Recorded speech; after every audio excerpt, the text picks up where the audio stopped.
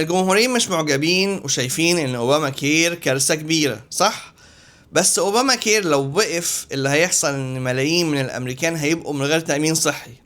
الناس ديت هتلاقيهم في الاخر قاعدين عندهم مشكلة كبيرة، وده نفس الوضع اللي كان موجود قبل ما اوباما كير يتعمل.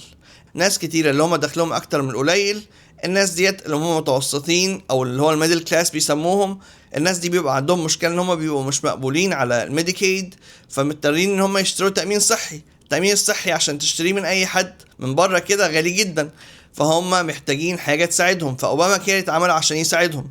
تمام. فالناس دي هترجع تاني يبقى عندهم مشكلة وعندهمش تأمين صحي، وهنبقى في كارثة تانية جديدة. وخلي بالك الانتخابات 2026 قريبا، ده هيعمل تأثير ضخم جدا على الجمهوريين. كمان الإغلاق الحكومي لو حصل، يبقى كده الجمهوريين في وضع سيء جدا. انتوا شفتوا طبعا الرئيس دونالد ترامب بدأ ينزل في راليز، بدأ ينزل في حملات انتخابية خاصة بالانتخابات بتاعت الكونجرس بتاعت السنة اللي جاية. ليه؟ لأن لو حصل خسارة كبيرة للجمهوريين هو هيبقى في وضع سيء جدا.